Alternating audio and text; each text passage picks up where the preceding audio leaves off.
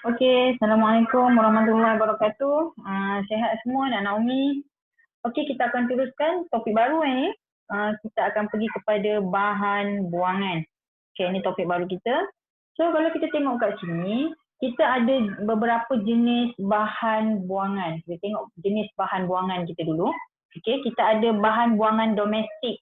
Biasanya kalau domestik ni adalah daripada yang selalu kita gunakan, okey, dalam kehidupan seharian, setiap hari lah. Okey, kita guna setiap hari. Okey, kertas, kaca, logam, plastik yang kita beli, kita dapat plastik kan bila kita beli kat kedai. Dan ini adalah bahan buangan domestik kita guna setiap hari. Seterusnya bahan buangan organik.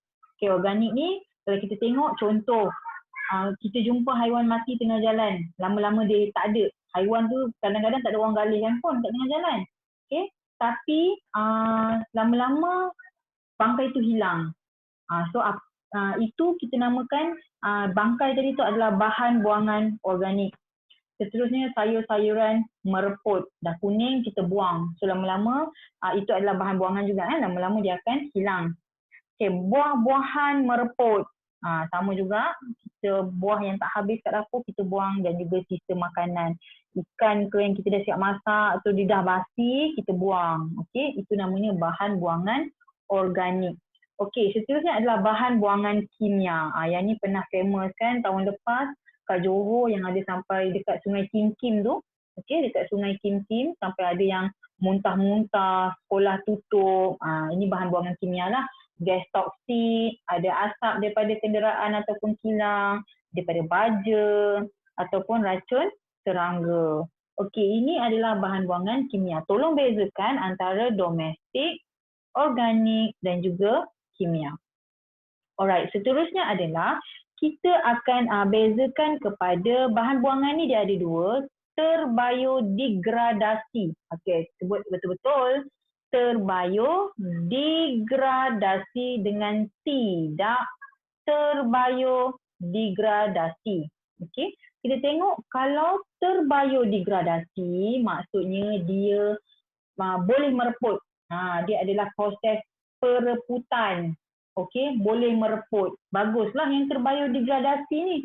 Dia tidak menyebabkan pencemaran. Okey, tak ada pencemaran. Okey. Alright. So seterusnya adalah kita tengok daripada bahan organik, okey, daripada benda yang hidup lah. Contoh macam tadi kita tengok ada sayur, buah, bahan organik kan. Okey, ini semua boleh mereput, boleh terbiodegradasi. Okey, nutrien daripada pereputan bahan kembali ke tanah. So contoh macam buah-buah ni, dia dah mereput, nanti dia akan meresap ke dalam tanah. Cacing-cacing dalam tanah akan makan dan akan menyuburkan tanah. Alright, kita tengok contoh kat sini, Umi dah sebut tadi, sisa buah, sayur, kertas dan kayu, dia memang ada mikroorganisma yang mereputkan makan benda-benda ni semua. Okey, so dia akan meresap masuk kat dalam tanah. So tanah kita akan lebih subur. Okey, bahan kumuh dan tinja. Tinja ni apa dia? Berak lah. Okey. Okey, seterusnya kita tengok yang tidak terbiodegradasi. Tidak maksudnya apa? Tak boleh mereput. Bila tak boleh mereput, tengok dia tak boleh diuraikan oleh mikroorganisma. Kita letaklah kat situ berapa lama pun, contoh plastik kita letaklah plastik ni kat atas tanah, lama tak reput-reput plastik ni. Sebab apa? Mikroorganisma tak boleh bantu untuk reputkan dia. Okey. Jadinya untuk jangka masa panjang dia akan menyebabkan pencemaran. Kita tengok contoh kat sini, plastik yang kita duk buang, botol-botol plastik kita duk buang tu, tolong jangan buang rata-rata. Pencemaran sebab apa? Dia tidak boleh diuraikan, tidak reput, tidak terbiodegradasikan. Okey. Tengok contoh dia lagi, kaca, logam, kain sintetik. Kalau kain cotton kain cotton tak apa. Tapi kain sintetik dia dah campur. So dia ada campuran. Dia susah untuk diuraikan, ambil masa yang lama, bertahun-tahun baru dia akan mereput. Sisa nuklear ataupun sisa toksik itu yang tidak terbiodegradasikan.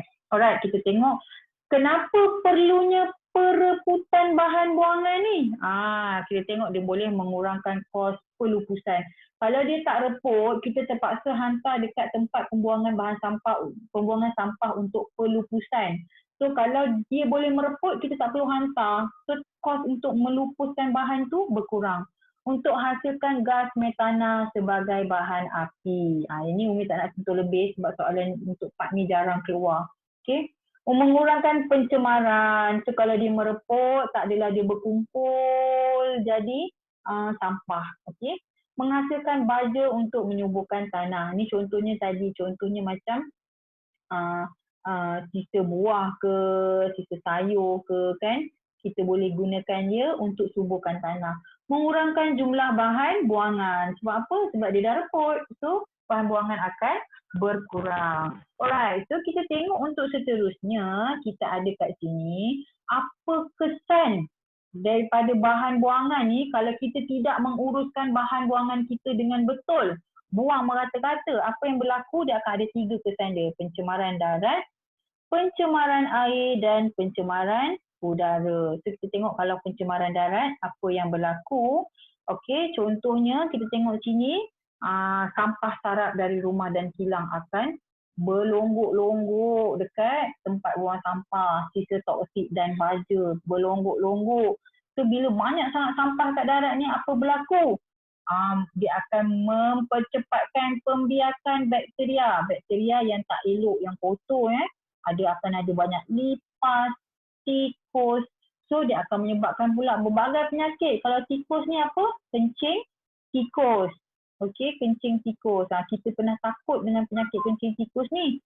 Alright, sebab apa kencing tikus ni sebenarnya tempat yang kotor. Tikus suka datang dan dia kencing merata-rata, lepas tu datang pula lipas, dia pergi kat tempat kotor tu, pergi pula kat makanan kita. Okey, air bertangkung pada sampah menyebabkan pembiakan nyamuk Aedes. Alright, so memang sangat tak bagus lah. So antara penyakit dia adalah typhoid ataupun taun. Taun ni cerit berit lah Lepas tu demam denggi sebab nyamuk, kancing gigi. Okey, kancing gigi ni macam dia kejang. Okey, dia kejang. Okey. So seterusnya kita tengok pencemaran dekat air. Okey, kalau pencemaran kat air, bahan kimia toksik dan radioaktif dia salurkan ke dalam air, ke dalam sungai, ke dalam parit. Jadi apa yang berlaku kat situ, ni sama macam sungai Kim Kim ni lah dia buang dia punya bahan kimia dia ataupun sisa radioaktif di dalam sungai. So ikan mati, air jadi kotor lah. Okay, so tumpahan minyak dekat laut, sampah sarap berkumpul, racun serangga, dia racun-racun, lepas tu hujan akan bawa racun tu tadi pergi ke dalam sungai ataupun laut. So dia akan menyebabkan banjir kilat, longkang tersumbat, typhoid dan taun, cirit berit, muntah-muntah, keracunan haiwan akuatik. Haiwan yang tinggal dekat laut ke, dekat sungai, dekat longkang, dekat parit, dia akan mengalami keracunan. Okay. Seterusnya kita tengok pencemaran udara. Apa yang menyebabkan dia pencemaran udara? Gas berasid sulfur dioksida yang dikeluarkan daripada kilang. Okay. Kilang kan selalu dia ada serombong asap, serombong yang panjang kan, dia akan keluar asap kat sini. Okey, kadang-kadang bila asap ni dia tak tapis betul, dia mengeluarkan gas yang berasid. Okey, nama dia gas berasid, sulfur dioksida. Okey, asap dan zarah plumbum daripada kenderaan bermotor, asap ataupun jelaga dan karbon dioksida daripada pembakaran terbuka. Jelaga dia tu pun akan menyebabkan pencemaran udara. Kesan dia, kalau awak bakar sampah, awak duduk dekat asap yang banyak itu, dia akan menyebabkan susah untuk bernafas, mata akan jadi gatal. Okay, masuk dekat asap akan masuk dalam mata, kita akan jadi gatal. Okay, kita akan dapat radang kerongkong dan paru-paru. Kerongkong ni dekat mana? Tak tekak kita akan dapat radang kat situ. Dan jerebu. Jerebu ni kita pernah lalui benda ni. Sebabkan pembakaran kan, yang Indonesia ada pembakaran hutan dia sampai asap dia sampai kat kita, tambah pula dengan kenderaan kereta, motor yang menghasilkan asap juga menyebabkan penglihatan kita terhad. Alright. So, seterusnya kita ada sikit je lagi. Okay, kalau kita tengok dekat sini untuk bahan buangan yang bahagian terakhir. Cara untuk pengurusan bahan buangan. Nampak macam malah barang buangan pun nak kena urus tu. Of course, kalau tak dia akan menyebabkan berlakunya pencemaran. Okey, kita tengok kat sini. Kita antara cara yang kita boleh buat, gunakan tong sampah. Tolonglah buang dalam tong sampah. Ataupun buang tempat pelupusan sampah. Okey, ataupun tanam yang bahan buangan organik yang boleh terbayur, degradasi. Okey, dan itu yang boleh mereput, tolong tanam yang boleh mereput ni. Okey, pembakaran sampah di incinerator. Incinerator adalah satu tempat tertutup. Okey, dalam ni kita buang sampah semua dalam ni, lepas tu dia tertutup di dalam macam dalam bangunan ya, tertutup. So asap dia tak keluar dekat atas. Dia duduk dekat dalam kawasan ni saja. So tak berlaku pencemaran udara. Okey, pasang penapis dekat cerobong kilang. So kalau kita ada kilang kan kat atas ni, patut ubur penapis dulu. Tak adalah gas bertoksik ni tak keluar terus ke udara. Okey, apa lagi? Kurangkan penggunaan ataupun guna semula, kita semula. Okey, kita boleh buat 3R ni. Umi akan terangkan sikit 3R tu apa dia. Merawat bahan buangan sebelum dibuang. Najis dirawat di pusat kumbahan sebelum disalurkan ke parit. So najis tadi tu dia akan ada tempat untuk rawat. Najis apa dia? Awak buang air semula, buang air besar tu. Okey, dia akan rawat dulu, lepas tu dia akan barulah dibuang ke parit. Okey. Supaya yang haiwan dekat dalam parit ni tadi tak sakit lah, tak menghadapi ancaman-ancaman yang lain. Okey, apa dia 3R kat sini? Kita tengok reduce, kurangkan penggunaan bahan. Contohnya macam plastik kan, kenapa hari Sabtu ataupun hari Ahad ada kedai yang dia kata tak boleh gunakan plastik sebab dia nak kurangkan penggunaan plastik. Beli produk yang tidak bertoksik, guna minyak kelapa sebagai penggilap. Okey, kalau kita boleh guna minyak, biasa kita guna minyak apa untuk kita lap-lap tu kan, dia suruh gunakan minyak kelapa.